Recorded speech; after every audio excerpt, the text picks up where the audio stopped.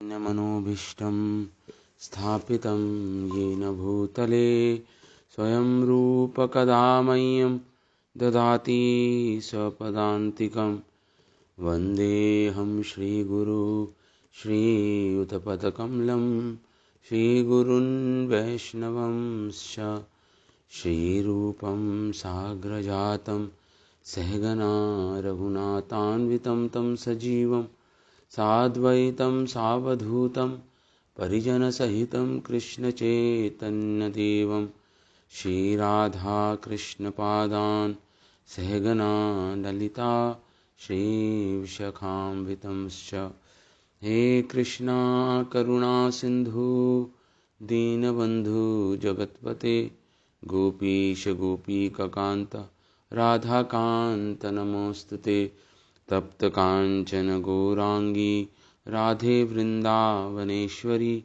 वृषभानुसुते देवी प्रणमामि हरिप्रिये वाञ्छाकल्पतरुभ्यश्च कृपा सिन्धुव एव च पतितानं पावनेभ्यो वैष्णवेभ्यो नमो नमः। जय श्री कृष्ण चैतन्य प्रभु नित्यानंद श्री अद्वैत गदाधर श्रीवासादि गौर भक्त वृंद। हरे Krishna Krishna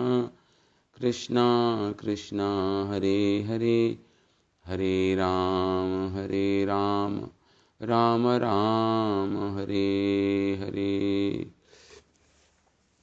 so reading from Upadeshamrita, श्लोक संख्या 4। ददाति प्रतिगृह्णाति गुह्यमाख्याति प्रयच्छति भुङ्क्ते भोजते चैव षड्विधं प्रीतिलक्षणम्। ददाति प्रतिगृह्णाति गुह्यमाख्याति प्रयच्छति भुङ्क्ते भोजते चैव षड्विधं प्रीतिलक्षणम्।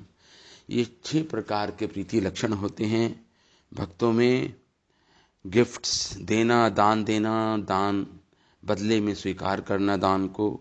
गुह्यम आख्याति प्रयच्छति, गोपनीय विषयों के बारे में बताना और गोपनीय विषयों के बारे में पूछना।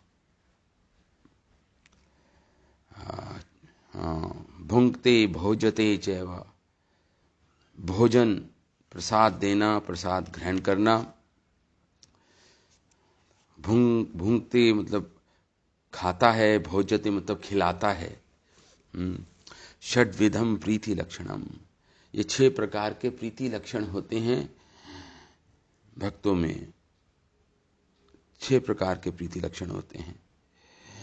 तो हमने चर्चा की थी ददाति प्रतिगृह्णाति गुह्यम आख्याति प्रयच्छति।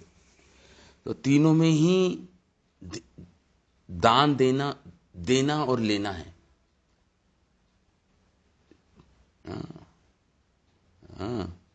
देना लेना, गुह्यम तो हृदय के विषयों, गोपनीय विषयों के बारे में बोलना, ये भी देना है। उनके गोपनीय विषयों के बारे में पूछना, ये भी लेना है। ये लेना है, तो देना लेना। भुङ्क्ते भोजते, प्रसाद खाना और प्रसाद खिलाना, ये भी देना लेना है। तीनों में ददाति प्रतिगृह्णाति ही है। प्रीति लक्षणम, ये प्रीति स्त्रीलिंग शब्द है। प्रीति मतलब दान देती है, दान लेती है, अपने हृदय के विषयों के बारे में बोलती है और गोपनीय विषयों के बारे में पूछती है, और भोजन देती है, भोजन खाती है, भोजन खिलाती है। मतलब स्त्रीलिंग, प्रीति शब्द स्त्रीलिंग है। तो ये 6 प्रीति के लक्षण हैं। ये 6 प्रीति के लक्षण हैं। अब हमने कल चर्चा की थी गुह्यम आख्याति प्रयच्छति, अपने हृदय के गोपनीय विषयों को बोलना और पूछना, उनके गोपनीय विषय के बारे में पूछना। तो पहले तो हाँ, एक वैष्णव समाज में भी एक मित्र ढूंढना ऐसा जिसको हम अपने हृदय की गोपनीय बातें बोल सकें, उसको ढूंढना मुश्किल काम है। हम हजारों भक्तों से मिलते हैं, लेकिन ऐसा मित्र, ऐसा वैष्णव जो जिसको हम अपने हृदय की गोपनीय बातें बोल पाए, दुर्लभ है, दुर्लभ है। और कैसा मित्र होना चाहिए जिसको हम अपनी गोपनीय बातें बोल पाए? प्राणेर अपि हिता वृत्तिर अद्रोहो व्याज वर्जनम आत्मनैव प्रियधानम एतन मैत्री महाव्रतम। जो मैत्री है, फ्रेंड है, जिससे हम अपनी गुह्य बातें बोल पाए, गुह्यम आख्याति प्रयच्छति, आदान प्रदान कर पाए, एतन मैत्री महाव्रतम, जिसके साथ ये महाव्रत ले पाए, जिसको हम बोल पाए, वो कैसा होना चाहिए, कैसे होनी चाहिए? प्राणेर अपि हिता वृत्तेर,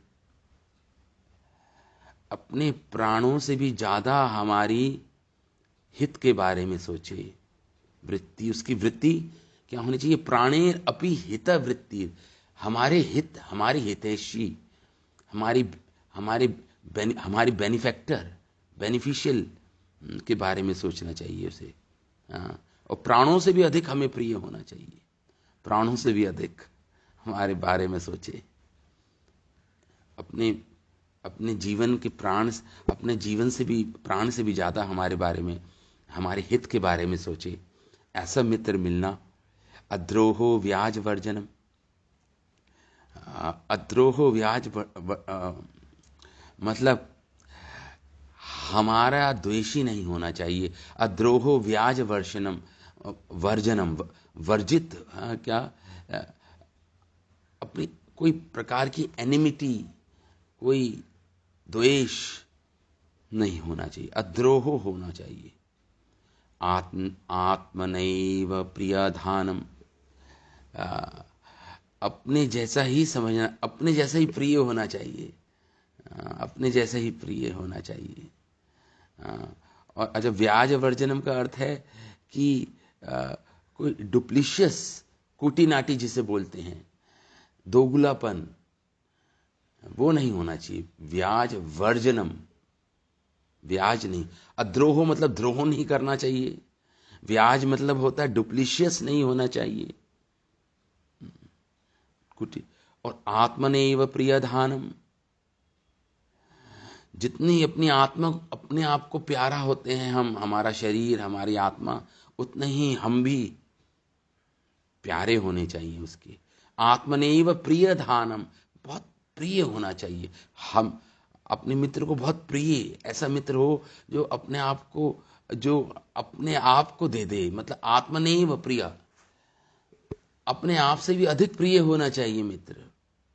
एतन मैत्री महाव्रतम, ये है महाव्रत जिसने लिया है मैत्री का, जिससे हम गुह्यम आख्याति प्रयच्छति कर सकते हैं, अपने हृदय की बातें बोल सकते हैं प्राणों। तो ये जो महाव्रत जिसने लिया है, ऐसे मित्र को मिलना अति दुर्लभ है।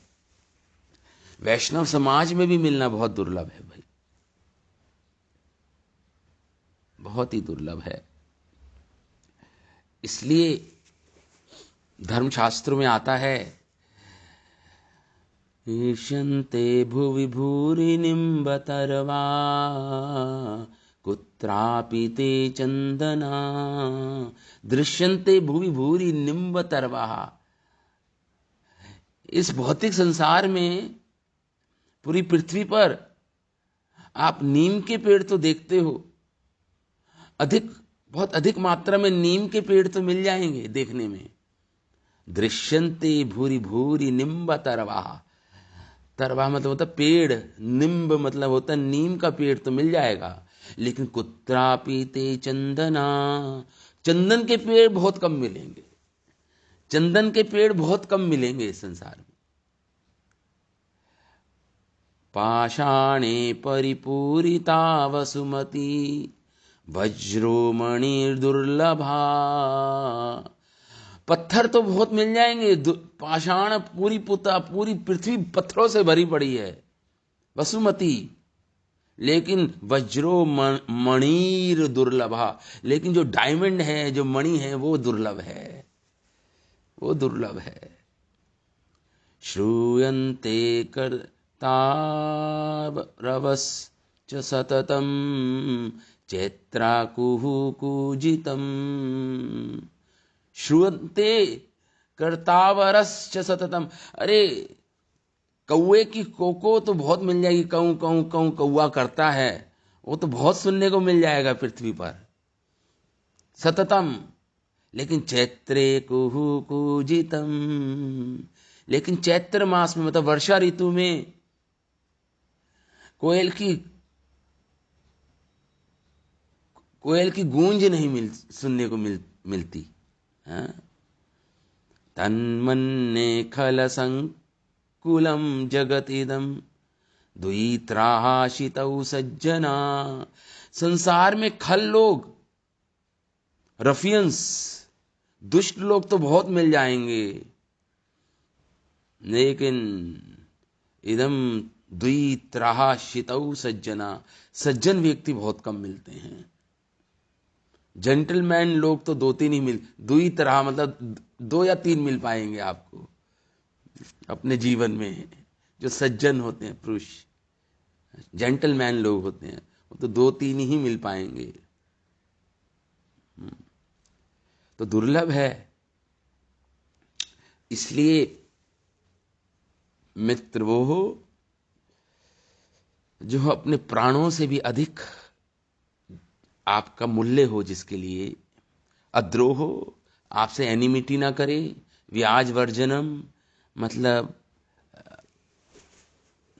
आपके साथ डुप्लीशियस ना हो, दोगलापन ना हो, धोखेबाजी ना करे, आत्मनेव प्रियधानम, ऐसा मित्र जो अपने आप से भी अधिक आपको आप उसको प्रिय हो, ऐसा मित्र मिलना तो दुर्लभ है, वैष्णव समाज में भी दुर्लभ है। इसलिए महाभारत में भीष्म पर्व में आता है, जब भीष्म पितामह शिक्षा देते हैं 5 पांडवों को, धृतराष्ट्र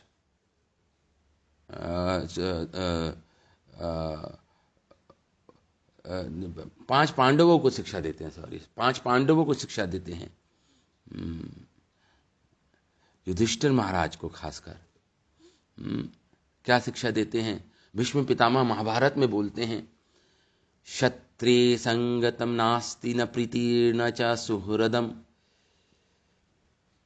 कि हमें जो पॉलिटिक्स से जुड़े हुए लोग हैं उनको फ्रेंड्स नहीं बनाना चाहिए। कहने का अर्थ यह है, इवन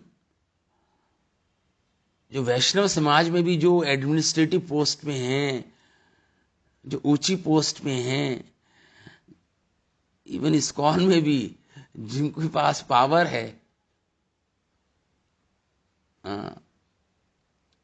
एडमिनिस्ट्रेटिव पोस्ट में हैं, सब नहीं, कुछ की बात कर रहा हूं, ज्यादातर लोग जिनको इस बात का, जिनको मैनेजमेंट करनी पड़ती है, मैनेज करना पड़ता है, तो भीष्म पितामह कह रहे हैं ऐसे मित्रों को मत बनाओ, क्योंकि आप उनसे अपनी गोपनीय बातें करेंगे और वो फैला देंगे सब, फिर वो 4 कानों 2 कानों में नहीं रह जाएगी, वो 6 कानों में पहुंच जाएगी बातें, और फिर वो गोपनीय नहीं रह जाएगी बात। भीष्म पितामह कह रहे हैं, क्षत्रिय संगतम नास्ति न प्रीतिर्न च सुहृदम, जो क्षत्रिय लोग होते हैं, मतलब जो एडमिनिस्ट्रेटिव क्लास होता है, जो मैनेजमेंट में होते हैं, जो पॉलिटिक्स में हो, जो पॉलिटिकल बेंट ऑफ माइंड होता है जिनका, क्षत्रिय संगतम नास्ति, उनका संग ना करो। खुद बोल रहे हैं भीष्म पितामह, क्योंकि कह रहे क्षत्रियों का संग ना करो। नास्ति न प्रीतिर, न प्रीति करो न चा सौहृदम, क्योंकि आपके मित्र कभी नहीं बन सकते। वो सौहार्द नहीं है, ऊपर ऊपर से दिखाएंगे। कारणात् संतायन्ति इति कृतार्थ, और वो दिखाएंगे, आपको सांत्वना देंगे। जब आप अपने हृदय की गोपनीय विषयों के बारे में पूछोगे तो बहुत सांत्वना देंगे, आपको कंसोल करेंगे आपको। संता व्यजंती एति कृतार्थ, संता यजंती ही। और जब उनका काम हो जाएगा, आपसे पूर्ण हो जाएगा उनका स्वार्थ, या आपसे कुछ सेवा ले लेंगे या जो भी करेंगे, तो क्या हो जाएगा? कृतार्थ। संता जयंती ही, संता जयंती, आपको ऐसे फेंक देंगे जैसे आप यूजलेस हो। जब आप यूजलेस हो जाओगे ना, कोई सेवा नहीं कर पाओगे, तो ऐसे फेंक देंगे आपको जैसे दूध से मक्खी फेंकते हैं।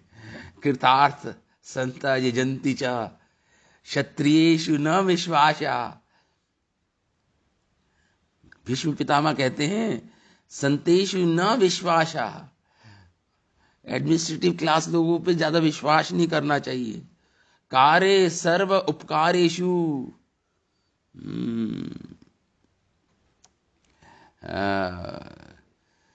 तो कह रहे हैं मर्सिलेसली सर्व उपकारेषु।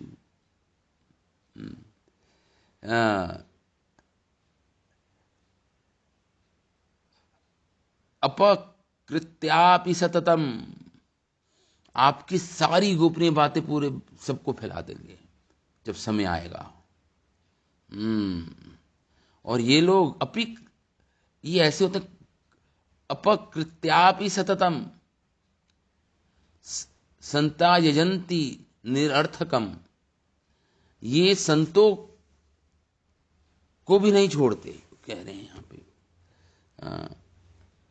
ऊपर से दिखाएंगे निरर्थकम, ऊपर से दिखाएंगे जैसे कितने हमारे हितैषी हैं, एफेक्शनेट हैं हमारे प्रति, लेकिन वंश उनका काम हो जाए तो फिर आपको निगलेक्ट कर देंगे, उपेक्षा करेंगे आपकी। ऑफन संतों के साथ भी इनका ये व्यवहार रहता है। क्षत्रियों के बारे में बता रहे हैं, मतलब जो एडमिनिस्ट्रेटिव क्लास है, बेसिकली जो मैनेजमेंट में हैं, मैनेज करते हैं चीज़ों को, चाहे वो पॉलिटिक्स में हो, चाहे सोशल हो, चाहे वो स्पिरिचुअल ऑर्गेनाइजेशन ही क्यों ना हो, वो चाहे कोई स्पिरिचुअल ऑर्गेनाइजेशन ही क्यों ना हो, आध्यात्मिक संस्थाओं में भी ये चलता है, ऐसा होता है। इसलिए एक वर्ड ऑफ कॉशियस है ये भीष्म पितामह महाभारत में बोल रहे हैं। भीष्म पितामह युधिष्ठिर महाराज को एक कथा भी बताते हैं, एक दृष्टांत देते हैं, एक कहानी के माध्यम से भी उनको बताते हैं कि भाई किंग ब्रह्मदत्त और पूजनी, एक राजा था, उसका नाम था ब्रह्मदत्त। उसके पास एक बहुत ही विचित्र पक्षी था, चिड़िया थी। उस चिड़िया का नाम था पूजनी। महाभारत में आता है, शांति पर्व में भीष्म पितामह युधिष्ठिर महाराज को जो शिक्षाएं दे रहे उसमें आता है। तो भीष्म पितामह कहते हैं कि ये ब्रह्मदत्त था, ये राजा था। तो इसके पास एक विचित्र चिड़िया थी, वो काफी भाषाओं को जानती थी। वो चिड़िया मनुष्यों की भाषा भी जानती थी। वो बहुत प्रिय थी राजा को, ये पूजनी चिड़िया, पक्षी। तो एक बार क्या हुआ, जब ये चिड़िया, तो एक बार क्या हुआ कि पूजनी चिड़िया ने एक अंडा दिया और उसी समय जो ब्रह्मदत्त की जो पत्नी थी वो प्रेग्नेंट थी, तो उसने उसी समय उसी दिन एक लड़के को जन्म दिया, एक बालक को जन्म दिया। तो पूजनी चिड़िया का एक बच्चा हुआ और राजा ब्रह्मदत्त का भी एक बच्चा हुआ। अब पूजनी चिड़िया को दोनों ही प्रिय थे। अपना अपना जो बच्चा है और राजे का बच्चा दोनों ही प्रिय थे पूजनी को। तो जब जाती तो दो फल तोड़ के लाती है पेड़ से, एक तो अपने बच्चे को खिलाती और एक राजा के बच्चे के लिए भी देती। इस प्रकार से प्रेम था इसको। एक दिन ये गई, कुछ साल बीत गए, 2-3 साल बीत गए। जब इसके बच्चा थोड़ा बड़ा हुआ, राजा का बच्चा भी थोड़ा लड़का हो गया, तो एक दिन राजा के लड़के ने खेलते खेलते जो पूजनी का बच्चा था उसको मार दिया, उसको जान से मार दिया।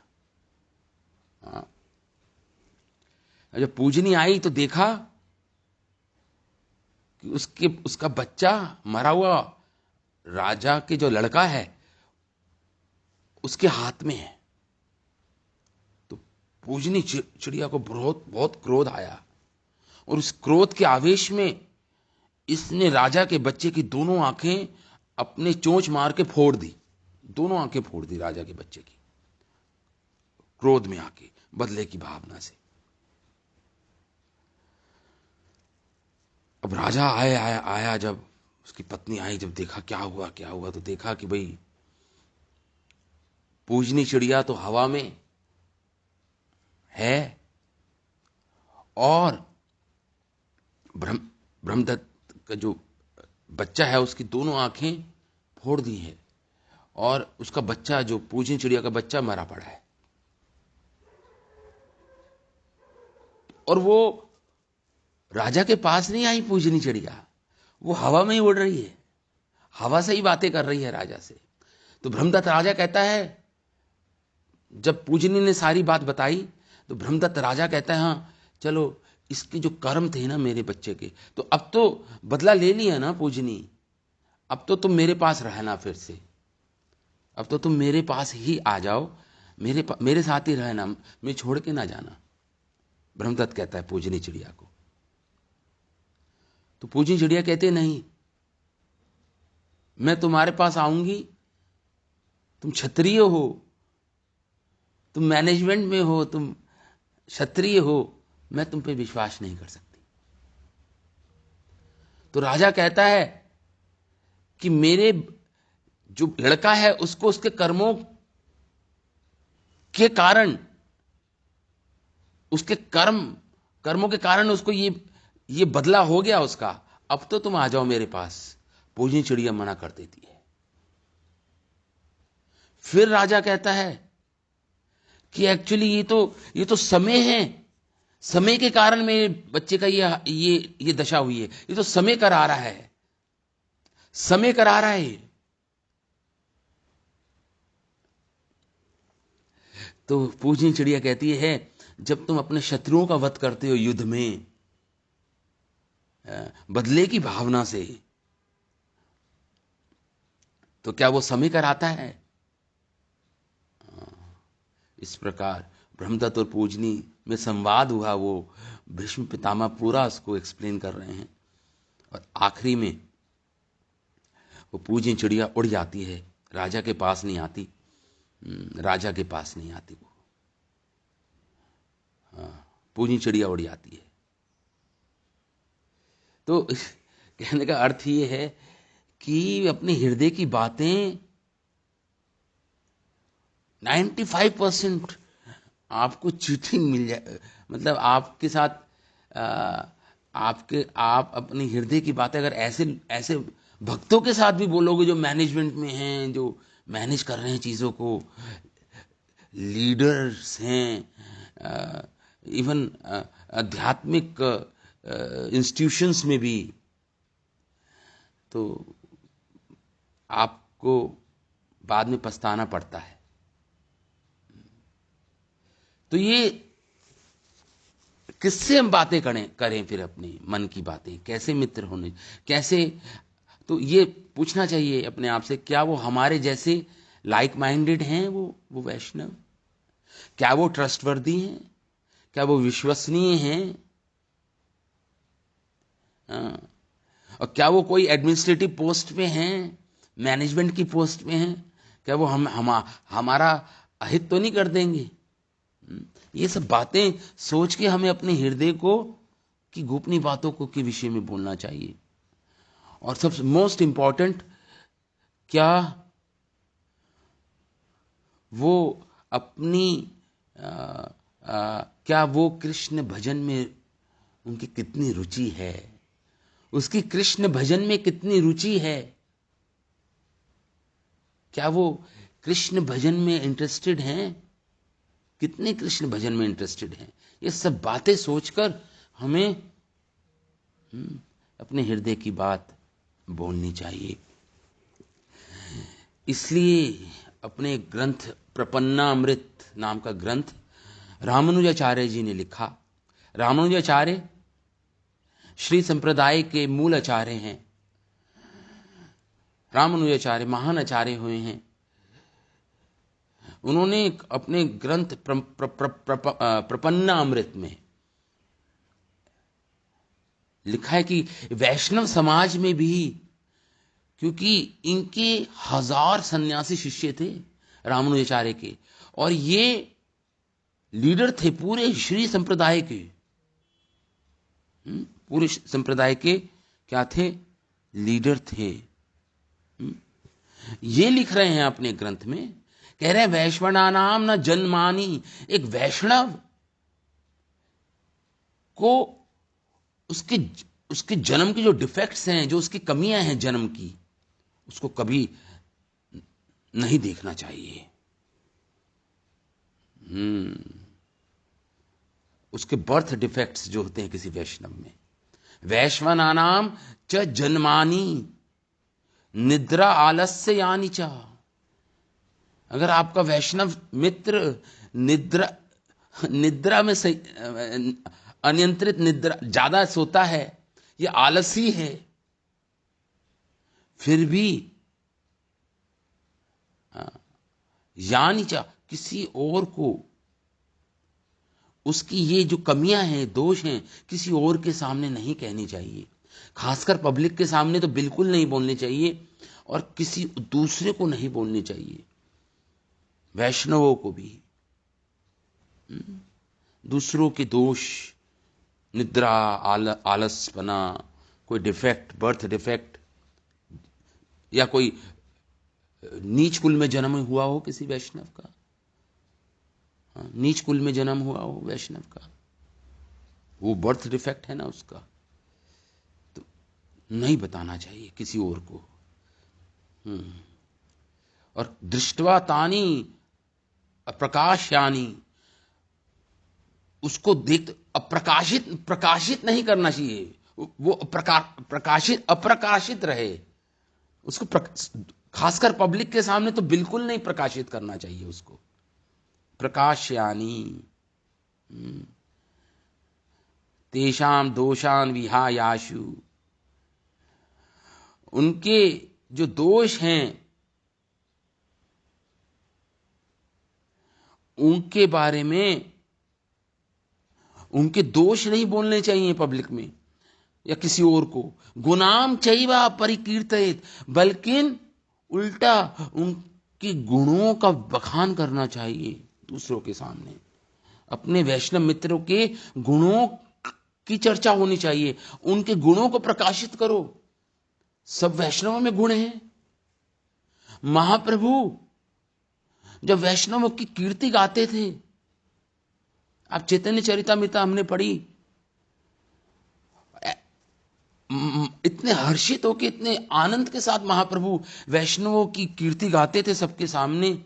जैसे महाप्रभु के 5 मुख हो जाएं, जैसे 5 मुख हो, इतनी कीर्ति गाते थे महाप्रभु। वैष्णव की का को कीर्तिमान बनाते थे, उनकी कीर्ति बोलते थे सबको। तो गुणांश चैवा परिकीर्तयेत, उनके गुणों का कीर्तन करो, मतलब कीर्ति बोलो। उनके दोषों को पब्लिक के सामने उनको लज्जित ना करो। उसने अपने हृदय की दौर्बल्यता आपके सामने प्रकट कर दी, अपने हृदय की गोपनीय विषयों के बारे में आपको बताया, तो आपको किसी को नहीं बोलना, ना पब्लिक को बोलना है उन दोषों को। उल्टा उनके गुणगान गाने हैं सबके सामने। ये है वैष्णव समाज। जब वैष्णव, ऐसे वैष्णव को आप अपने हृदय प्रकट कर सकते हो, अपने हृदय की गोपनीय बातें बोल सकते हो। इससे चैतन्य चरितमृता में देखो आप, कृष्णदास कविराज गोस्वामी कैसे वैष्णव की स्तुति लिख रहे हैं अपने चैतन्य चरितमृता में, हमने सुना सब। एक वैष्णव थे, उनका नाम आचार्य वैष्णवानंद भक्ति अधिकारी, पूर्वे नाम चैलयारा रघुनाथ पुरी। यहाँ पे कृष्णदास कविराज गोस्वामी एक वैष्णव के बारे में लिख रहे हैं, जिनका नाम था आचार्य वैष्णवानंद। बहुत बड़े भक्त थे, लेकिन पहले इनका नाम रघुनाथ पुरी था, लिख रहे हैं ऐसा कृष्णदास कविराज। इट मीन्स रघुनाथ पुरी कौन होता? पुरी शब्द सन्यासियों के नाम के पीछे लगता है, पुरी सन्यासी होते हैं। तो इट मीन्स से पहले सन्यासी थे, बाद में गृहस्थ आश्रम में चले गए होंगे, या जो भी, इनका नाम बदल दिया गया, आचार्य वैष्णवानंद कर दिया गया। अब यहां पे कृष्णनाथ कविराज गोस्वामी ने इनके कोई दोष नहीं ढूंढे कि देखो पहले सन्यासी थे, फिर इनका फॉल डाउन हो गया, ये गिर गए और फिर ये गृहस्थ आश्रम में चले गए, पहले सन्यासी वेश धारण कर रखा था, ऐसा कुछ नहीं बोले। इनके गुणगान ही गाए कृष्णदास कविराज गोस्वामी ने चैतन्य चरितमृता में। पूरी चैतन्य चरितमृता में किन वैष्णवों के दोषों को गिनाया है कृष्णदास कविराज? किसी भी वैष्णव के दोषों को नहीं बोला, सबकी स्तुति की है, सबकी कीर्ति गाई है। पूरी चैतन्य चरितमृता पढ़ लीजिए आप। तो ये वैष्णव समाज है। वैष्णव समाज ऐसा चाहिए हमें, जब अपने हृदय की बातें हम जिसको बोल पाएं,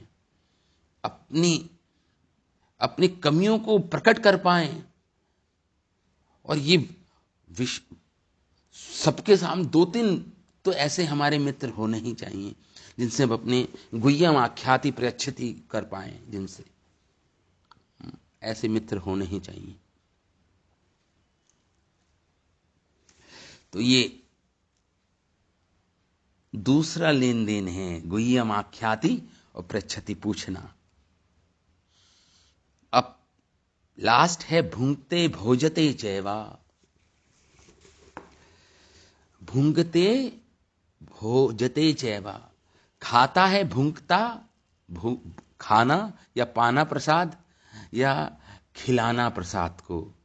भोज्यते, खाना खिलाना, इसकी चर्चा आज हम करेंगे। भुंगते भोजते चैवा, ये लास्ट प्रीति लक्षण है इस श्लोक का। तो तैत्तिरीय उपनिषद में एक श्लोक आता है, अन्नम ब्रह्मेति, कि जो अन्न है ये भगवान ही है। ये अन्न क्या? अन्न क्या है? भगवान। ब्रह्म है, ब्रह्मन है, ब्रह्मन मतलब भगवान। अन्नम ब्रह्मेति, अन्न की तुलना ब्रह्म से की गई है, भगवान ही है स्वयं ये अन्न। तो अन्न को देना, अन्न को स्वीकार करना, प्रसाद को, ये प्रीति लक्षण है। तो कह रहे ददाति भुंगते ही भोजते ही चैवा। छांदोग्य उपनिषद में आता है, आहार शुद्धौ सत्व शुद्ध। आहार कैसा होना चाहिए? कैसा आहार होना चाहिए जिसे आप खाएं और खिलाएं? वैष्णव समाज में आहार कैसा होना चाहिए? आहार शुद्ध है, अगर शुद्ध होना चाहिए, आहार शुद्ध होना चाहिए। और जब शुद्ध होगा आहार तो उसका क्या परिणाम होगा? आहार शुद्धो सत्व शुद्धा। आपका मन शुद्ध होगा, सत्व शुद्धा। सतोगुण बढ़ेगा। अगर आपका आहार शुद्ध है तो आपका सतोगुण बढ़ेगा, उससे सत्व शुद्धि होगी, मन शुद्ध होगा आपका, कहने का अर्थ यह है। तो आहार शुद्ध हो सत्व शुद्धि, सत्व शुद्ध हो ध्रुव स्मृति। और जब आपका मन शुद्ध होगा, सत्व गुण की वृद्धि होगी आप में, तो आपकी जो स्मृति है वो ध्रुव हो जाएगी। ध्रुव मतलब होता है फिक्स्ड। ध्रुव फिक्स्ड हो जाएगी भगवान में, ध्रुव स्मृति हो जाएगी आपकी। आपकी बुद्धि और आपकी स्मृति ध्रुव हो जाएगी उससे। दृढ़ संकल्प आ जाएगा उस बुद्धि में। ऐसी बुद्धि हो जाएगी आपकी, शुद्ध हो जाएगी। और ध्रुव स्मृति आपकी, रिमेम्बरेंस आपकी ध्रुव हो जाएगी, फिक्स हो जाएगी भगवान में। स्मृति लंबी सर्व ग्रंथि नाम विप्रमोक्षा। और ऐसी स्मृति जब आप प्राप्त करेंगे जो भगवान में फिक्स हो गई हो, तो सर्व ग्रंथि नाम, सारी जो अज्ञानता की जो गांठें हैं, ग्रंथि हैं जो अज्ञानता की हमारे जीवन में, विप्रमोक्ष, वो टूट जाएंगी। तो आहार कितना इंपॉर्टेंट है। आहार अगर शुद्ध है तो सतोगुण मन शुद्ध है, मन शुद्ध है तो स्मृति ध्रुव है, और स्मृति ध्रुव है तो अज्ञानता की सारी गांठें, वो ग्रंथि जो हैं, वो सब विप्रमोक्षा, पूर्ण रूप से आपको उससे मुक्ति मिल जाएगी। ऐसे अज्ञानता की ग्रंथियों से खुल जाएंगी सब। तो इसलिए आहार बहुत इंपॉर्टेंट है। वैष्णव समाज में जो भी प्रसाद दें या प्रसाद खाएं या प्रसाद दें, तो वह शुद्ध होना चाहिए, अत्यंत शुद्ध होना चाहिए। अब वो अलग विषय है कि शुद्ध कैसे होना चाहिए, किस प्रकार है, वो एक डिफरेंट टॉपिक है। तो आज तो हम बात कर रहे हैं खाना खिलाना। श्रील प्रभुपाद क्या लिख रहे हैं? प्रभुपाद लिखते हैं, श्रील प्रभुपाद क्या लिखते हैं कि भुंक्ते भोजते का मतलब है भक्तों को देना, भक्तों के साथ बैठ के प्रसाद पाना और उनको खिलाना, खाना। लेकिन हमें जो अभक्त जन हैं उनके हाथ से उनका ना उनको खिलाना है ना खाना है उनके साथ। इसलिए हमें दृढ़ संकल्पित होना पड़ेगा कि हम अभक्तों के हाथ का खाना नहीं खाएं। वी शुड नॉट, प्रभुपाद लिखते हैं, we should be very strict in not accepting food from a non devotee. एक नॉन डिवोटी के हाथ का खाना हमें नहीं खाना, स्पेशली वो खाना जो रेस्टोरेंट्स में बना है, होटल्स में बना है, एरोप्लेन्स में जो खाना मिलता है या जो ट्रेन्स में मिलता है, वो नहीं खाना। और हमें साथ साथ हमें उन मायावादी उनका के साथ भी बैठ के नहीं खाना, या ऐसे जो सहजी वैष्णव होते हैं, जो दिखावटी वैष्णव होते हैं, उनके साथ भी बैठ के हमें प्रसाद नहीं पाना चाहिए, जो भौतिकता से कंटैमिनेटेड हैं, दूषित हैं, जिनके अंदर भौतिकतावादी जो लोग होते हैं, भौतिकता है, कोवर्ट मायावादीज हैं, जो सहजिए जो लोग हैं, उनके हाथ का भी या उनके साथ भी बैठ के प्रसाद नहीं पाना चाहिए। नहीं तो प्रीति हो जाएगी, उनके साथ बैठ के प्रसाद पाओगे तो उनसे प्रीति हो जाएगी, और वो हम नहीं चाहते कि उनसे प्रीति हो हमें। भक्तों के साथ होना चाहिए ये आदान प्रदान। इसलिए तो रूप गोस्वामी पूरे उपदेशामृत में रूप गोस्वामी यहाँ पे भक्तों की ही बातें कर रहे हैं, भक्त समाज की ही बातें कर रहे हैं। जो भी नियम है सब भक्तों के लिए ही बता रहे हैं। अब शिला भक्ति सिद्धांत सरस्वती ठाकुर क्या लिखते हैं भुंगते भोज्यते चैवा के बारे में। शिला भक्ति सिद्धांत सरस्वती ठाकुर महाराज लिखते हैं, एई त्रिविधा दलेर निकट हईते तहा देरा स्पष्ट को न वस्तु भोजन करीते नाय। 3 प्रकार के लोग, त्रिविध लोग, मुमुक्षु, भुभुक्षु, मायावादी, सहज्य, ये सब जो भौतिकवादी लोग हैं, जिनके अंदर भौतिक इच्छाएं हैं, जो मोक्ष की जिनके पास इच्छाएं हैं, जो कर्मी जन हैं, उनके साथ बैठ के शिला भक्ति सिद्धांत सरस्वती ठाकुर महाराज लिखते हैं, एई त्रिविधा दलेरा निकट हईते तहा देरा स्पष्ट कोना वस्तु भोजन करीते नाए। उन्होंने जिस प्रसाद को छू लिया या कंज्यूम कर लिया, उनको आप उससे दूर रहो, उस प्रसाद से। ऐसे लिख रहे हैं भक्ति सिद्धांत, बहुत ही हार्ड लैंग्वेज लिख रहे हैं। वस्तु भोजन करीते ना, उनके साथ ना भोजन करो, ना उनको दो, ना लो उनसे, ना तो दो भी मत। ये तो ये बोल रहे हैं, भोजन करी ले तहा देरा कृष्ण तेरा विषय भोग प्रवतीरा।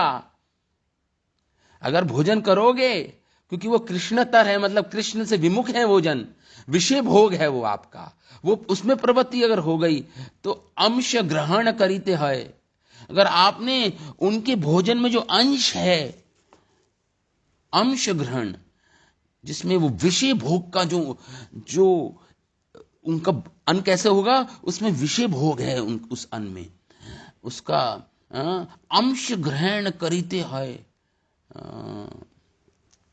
कह रहे हैं कि आप उस, तो क्या होगा, आपके अंदर वो अशुद्धता आ जाएगी।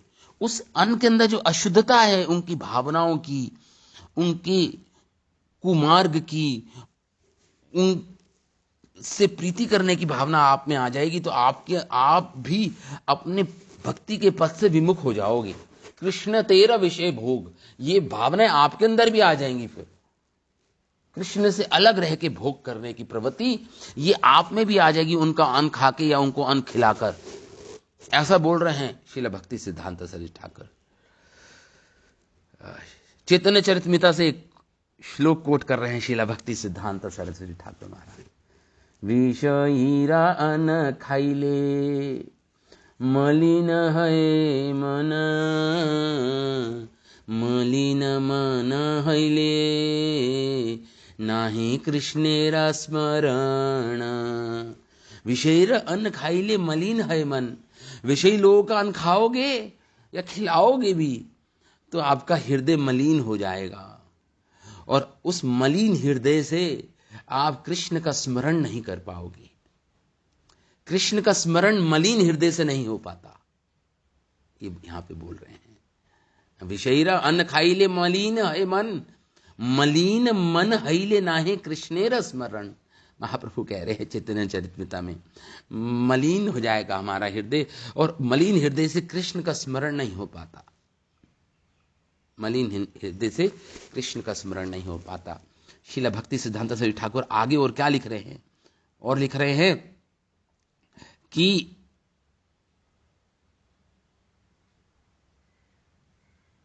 बस इतना ही है, इतना ही है। तो अब हम शिला प्रभुपाद के जीवन के बारे में देखते हैं। शिला प्रभुपाद स्ट्रिक्ट थे, इस नियम के बारे में बहुत स्ट्रिक्ट थे शिला प्रभुपाद, लेकिन कभी कभी प्रैक्टिकल भी थे वो शिला प्रभुपाद। एक बार शिला प्रभुपाद श्याम सुंदर और अन्य भक्तों के साथ प्लेन में ट्रेवल कर रहे थे, और विंडो की सीट पे बैठे थे प्रभुपाद। तो उस समय एक फ्लाइट अटेंडेंट आई उनके पास, और उसमें ड्रिंक्स थे, ड्रिंक मतलब कोल्ड ड्रिंक्स थे। प्रभुपाद ने पूछा क्या है ये, तो उसने कहा, जो भक्त लोग थे जो पीछे बैठे थे वो कहते प्रभुपाद ये 7 अप है। तो प्रभुपाद ने 7 अप ली और ग्लास में डाला। प्रभुपाद ने 7 अप ले ली पीने के लिए। प्रभुपाद ने कोल्ड ड्रिंक 7 अप आती थी उस समय। तो पीछे से जो भक्त हैं वो सब देख रहे हैं प्रभुपाद को। प्रभुपाद की हर बात को वो बड़े ही क्लोजली देखते थे। प्रभुपाद क्या कर रहे हैं, क्या खा रहे हैं, क्या सब कुछ। और पूरे पूरे सोसाइटी में फैल जाती वही बात। वो एक नॉर्म बन जाता था, वो एक रूल बन जाता था जो प्रभुपाद करते थे। तो भक्त आए प्रभुपाद के। प्रभुपाद का ये 7 अप है, ये दैट 7 अप। श्रील प्रभुपाद कहते हैं would you like to take some. भक्तों को कहा प्रभुपाद ने, क्या तुम लेना लोगे? तो भक्त बोलते हैं हाँ ठीक है ठीक है, हम यस प्रभुपाद। श्याम सुंदर प्रभु भी थे, हम ट्राई कर सकते हैं। तो इमीडिएटली भक्तों ने 3 कप लिए और प्रभुपाद ने तीनों कपों में 7 अप डाली और सब भक्तों ने पी। तो देखिए प्रभुपाद स्ट्रिक्ट हैं, at the same time practical हैं। प्रभुपाद को अच्छी लगी 7 up, in fact cold drink. Prabhupada तो सब वेट करने लगे कि प्रभुपाद पहले पिएंगे तो फिर हम बाद में पिएंगे। सो प्रभुपाद ने लिया। तो ये सब देख रहे हैं प्रभुपाद को, और प्रभुपाद ने पिया और प्रभुपाद ने कहा दिस इज वेरी रिफ्रेशिंग, बहुत रिफ्रेशिंग है ये। तो उसके बाद प्रभुपाद ने 3 to 4 टाइम्स ली 7 अप पूरे अपने ट्रिप में। और ईच टाइम प्रभुपाद कहते हैं बहुत रिफ्रेशिंग है, very good, this is very good. तो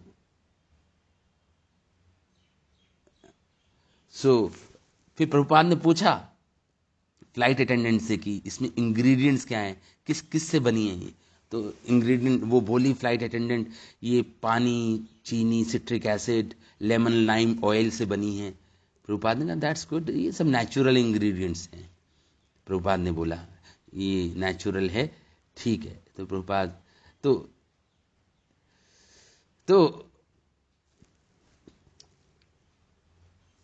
मतलब प्रभुपाद कहने का अर्थ यह है कि प्रभुपाद की जो श्रुताकृति प्रभु बोल रहे हैं ये अपनी किताब में, my remembrance of Srila Prabhupada, उसमें ये इंसिडेंट्स बोल रहे हैं। वो इंसिडेंट जो हुआ, ये प्रभुपाद स्ट्रिक्ट थे, थोड़े बैलेंस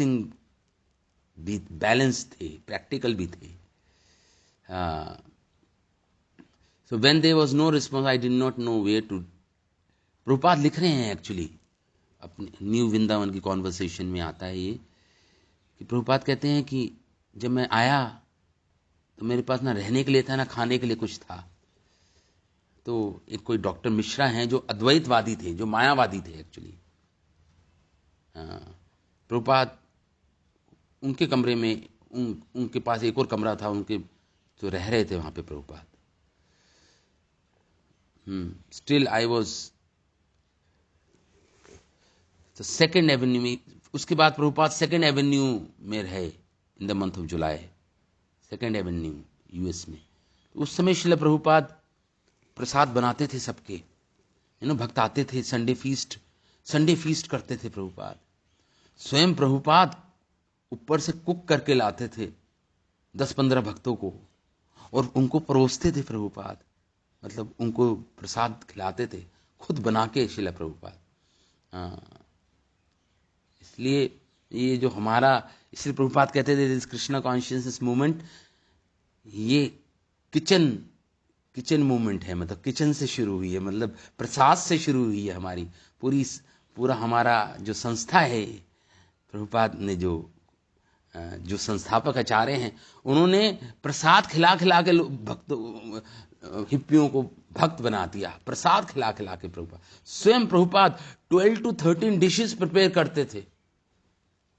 जो भी 10-15 भक्त लोग आते थे संडे फीस्ट प्रोग्राम में, और उनको प्रभुपाद वो खिलाते थे। 10 से 13 डिशेस प्रभुपाद बनाते थे, भगवान को भोग लगाते थे और प्रसाद के रूप में उनको खिलाते थे। उनका हृदय बदल गया प्रभुपाद के हाथ का महाप्रसाद खाके। उनका हृदय बदल गया, वो भक्त बन गए। ये तो यही सब इसमें आता है।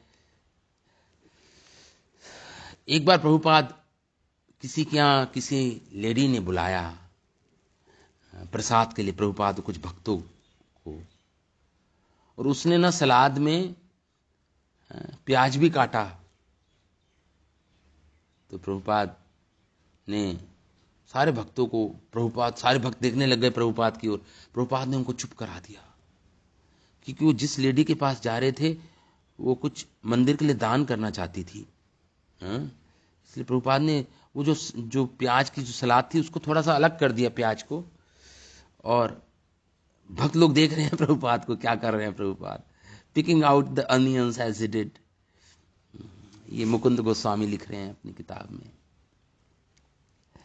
तो एक वैष्णवी हैं, उनका नाम है कौशल्या दासी। वो क्या लिख रही हैं प्रभुपाद के रिमेम्बरेंस में? Lady had prepared a huge and delicious vegetarian feast for us. एक लेडी ने बुलाया, उसने बहुत बड़ी फीस्ट प्रिपेयर की थी अपने हाथों से प्रभुपाद और भक्तों के लिए, लेकिन सारी सब्जियों में उसने प्याज डाल रखा था, प्याज डाल रखा था। One of man lean to Prabhupada and whispered, Prabhupada प्याज है सब्जियों में। Prabhupada looked at him angrily, गुस्से में प्रभुपाद ने देखा। Quiet, eat, doesn't matter, just eat. Prabhupada ने कहा खाओ, कुछ नहीं फर्क पड़ता है, खाओ चुपचाप। Prabhupada looked at him, he didn't want to offend her. Prabhupada की वो बहुत बड़ी सेवा करना चाहती थी मंदिर में, इसलिए प्रभुपाद ने कोई उसके प्रति अपराध नहीं चाहते थे। Being an appreciative guest was more of a concern to him than the fact that they were onions. वो ज्यादा इंपॉर्टेंट था जिस कार्य के लिए प्रभुपाद आए थे उस लेडी के पास। प्याज तो एक सेकेंडरी रूल है, ठीक है, लेकिन वो ज्यादा इंपॉर्टेंट था, तो प्रभुपाद ने उसको ज्यादा importance the. He ate it and complimented her on her cooking. Prabhupada उसे खाया, भक्तों ने खाया प्याज का खाना, और प्रभुपाद ने उसको अप्रिशिएट किया उसकी कुकिंग के लिए उस लेडी को। अनदर टाइम, एक बार प्रभुपाद को क्या चॉकलेट सर्व की गई। चॉकलेट खाते नहीं, टी कॉफी चॉकलेट कुछ नहीं लेते, तो चॉकलेट सर्व की गई। So we all thought, oh, you are not supposed to eat chocolate because इसमें कैफीन है, चॉकलेट में कैफीन है। Prabhupada said, eat it. He was casual in some ways and strict in other ways. I think his principle was that he didn't want to offend host by being a stickler for the rules and regulations. It was a great example. ये है प्रभुपाद। तो balance करना है अपनी strictness. Strict होना पड़ेगा, जो आपने व्रत लिया है उसमें स्ट्रिक्ट भी रहो, लेकिन प्रैक्टिकल भी रहना पड़ता है, कभी कभी प्रैक्टिकल भी रहना पड़ता है। ये है श्रील प्रभुपाद, ये इनकी रिमेम्बरेंस कुछ भक्त लोग बोल रहे हैं।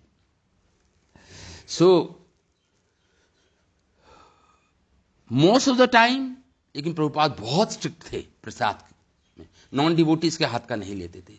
Most of the time, 95% of the time Prabhupada strict थे, कॉम्प्रोमाइज नहीं करते थे।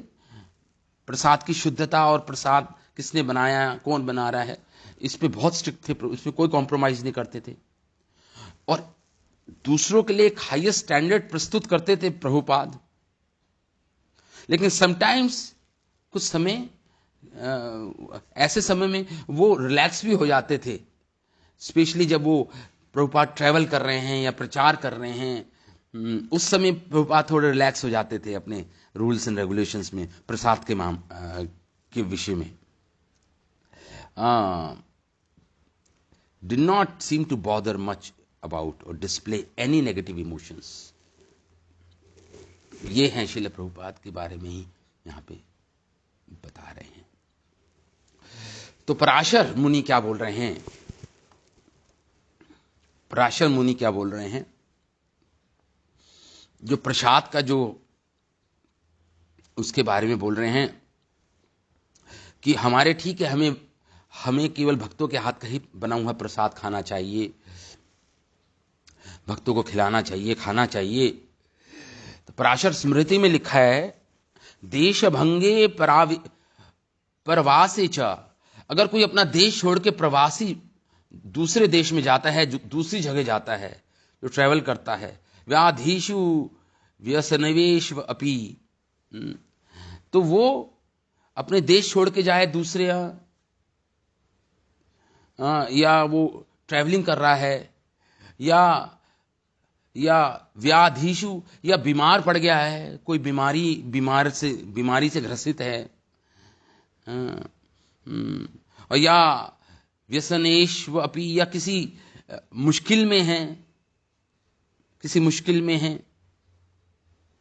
तो उस रक्षेत एव स्वदेहादि, उसको फिर वो प्रसाद लेना चाहिए जो भी अवेलेबल है, क्योंकि क्या करे, उसको अपनी देह की रक्षा तो करनी है ना।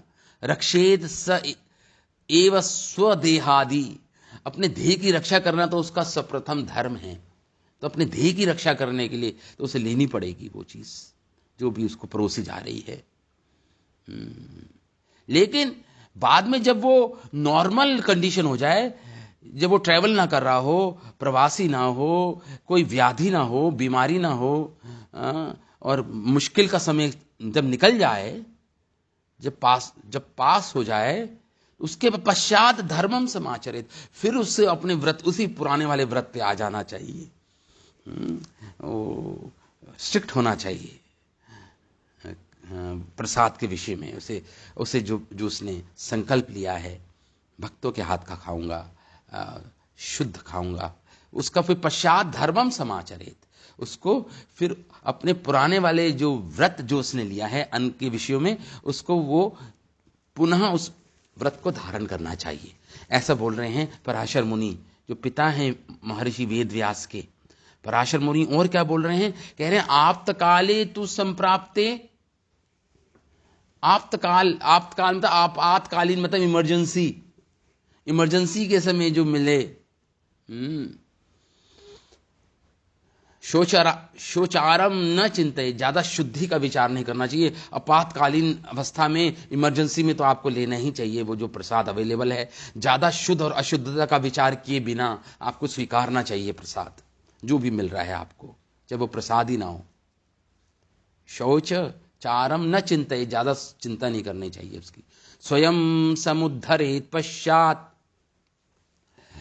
पहले तो अपने आप को उस आपातकालीन अवस्था से निकालना चाहिए।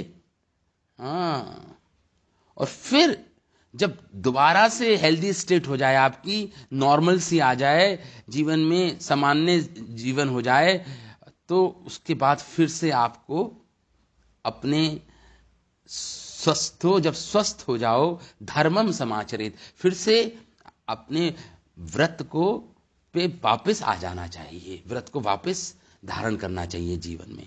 पराशर मुनि इस प्रकार बोल रहे हैं प्रसाद के बारे में। तो अगर प्रसाद अशुद्ध भी है, मनुस्मृति में लिखा है अद्भिस्तु परोक्षणम शौचम, तो क्या करना चाहिए, अपने हाथों में कुछ जल लेना चाहिए और ओम केशवाय नमः, नारायण नमः, माधवाय नमः करके, ऐसा करके उस प्रसाद के ऊपर कुछ पानी की बूंदें छींटें डालो, ऐसा करके स्प्रिंकलिंग, शुद्ध जल डालो, तो वो तुम्हारा जो प्रसाद है, जो खाना है, वो पवित्र हो जाता है। मनुस्मृति में ऐसा लिखा है, मनुस्मृति में ऐसा लिखा है। इसलिए भक्ति रस समृता सिंधु में हमारे शिला रूप गोस्वामी क्या लिख रहे हैं, कह रहे निषिद्ध आचरतो द्वैवात प्राश्चितम तु नोचितम इति वैष्णव शास्त्राणाम रहस्यम तद्विदाम मतम। वो कह रहे हैं कोई भी आपने निषिद्ध आचरण किया, ऐसा प्रसाद पाया जो ऑफर्ड नहीं है, या अशुद्ध आहार खाया, वो निषिद्ध आचार है, आचरण में आएगा ना, जो मना किया है, फॉरबिडन एक्टिविटी में आता है वो। तो निषिद्ध आचरतो देवात, अगर भाग्यवश एक्सीडेंटल, अगर मिसफॉर्च्यून, देवात मतलब मिसफॉर्च्यून, इसके कारण अवस्था, किसी टाइम प्लेस सर्कमस्टेंसेस के कारण आपसे निषिद्ध आचरण हो जाए, तो प्राश्चितम तो न उचितम।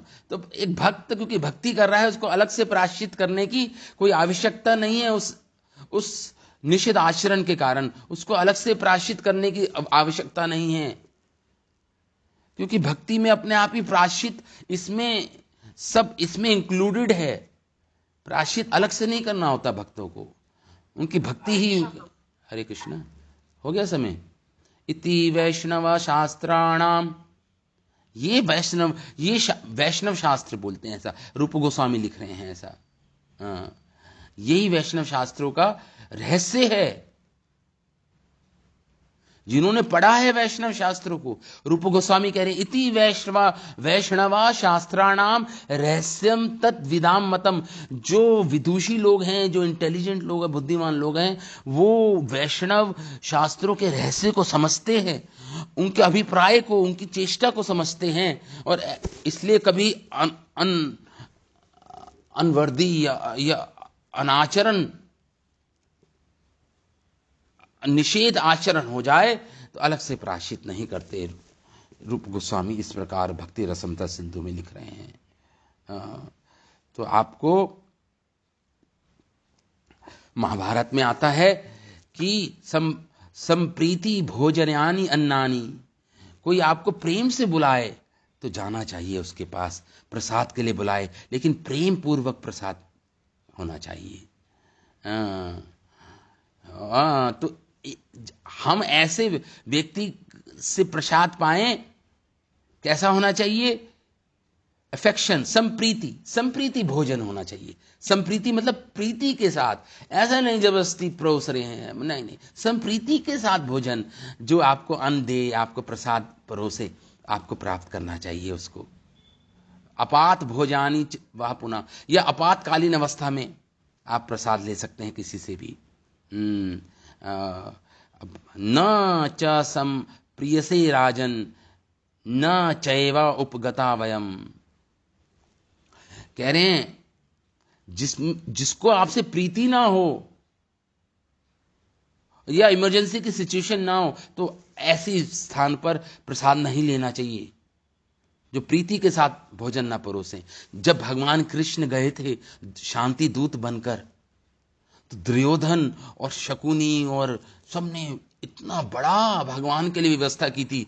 अलग प्रकार के हजारों प्रकार के व्यंजन बनाए भगवान के लिए, बहुत ही सुंदर सोने की थालियों में परोसा गया, परोस के रख दिया। लेकिन भगवान पुनः पुनः याचना करने के बाद भी दुर्योधन की, भगवान उसके घर गए नहीं प्रसाद पाने, भगवान नहीं गए। और किसके यहाँ गए? विदुरानी के पास गए। विदुरानी के पास गए भगवान भोजन लेने, क्योंकि भक्त भगवान के संप्रीति भोजन उन्होंने भगवान को दिया। और विदुरानी तो इतनी भगवान की छवि देखकर, भगवान के दर्शन पाके इतनी प्रसन्नचित हो गई कि वो भगवान को जब केले सर्व कर रही थी तो केले के छिलके दे रही थी और केले फेंक रही थी, और केले के छिलके भगवान को परोस रही थी। वो भगवान को देखकर वो इतनी सम्मोहित हो गई, इतनी प्रेम से पूरित हो गई, प्रेम से भर गई कि उसको सुध बुध नहीं रह गई कि क्या कर रही है, कैसे। उल्टे सीधे कपड़े पहन के आई थी बाहर, टेढ़े मेढ़े, भगवान के दर्शन प्राप्त करके कृतार्थ हो गई। भगवान की छवि देख रही है सुंदर, और प्रेम के अश्रु उसकी आंखों से टपक रहे थे विदुरानी के। भगवान ने वहां पे भोजन स्वीकार किया, भगवान ने वहां पे भोजन स्वीकार किया। भगवान ने बोला, दुर्योधन तुम्हें मेरे प्रति प्रेम नहीं है, और ना मैं किसी आपातकालीन अवस्था में हूं, इसलिए मैं तुम्हारा भोजन नहीं स्वीकार करूंगा। भगवान ने ये बोला। तो टाइम तो हो गया, थोड़ा सा है, लेकिन ठीक है, हम यहाँ पे समाप्त करते हैं। 9-10 हो गए हैं। अब तो क्लास होगी, मे बी आज हम जा रहे हैं जगन्नाथपुरी, तो 28 को आएंगे। 29 से हम क्लास कर सकते हैं, या 30 से क्लास कर सकते हैं। 30 को क्लास करेंगे। इसको जो थोड़ा सा बचा है, भुंगते भोजते ही चाहेगा, इसको हम खत्म करके फिर हम 5वां श्लोक ले लेंगे उपदेशामृत का। ठीक है। हरे कृष्णा। जय शिल प्रभुपाद। उपदेशामृत ग्रंथ की जय। शिल रूप गोस्वामी पाद की जय। और शिला प्रभुपाद निताय गौर प्रेमानंदे, हरि हरि बोल। हरे कृष्णा हरे कृष्णा हरे कृष्ण। हरे कृष्ण।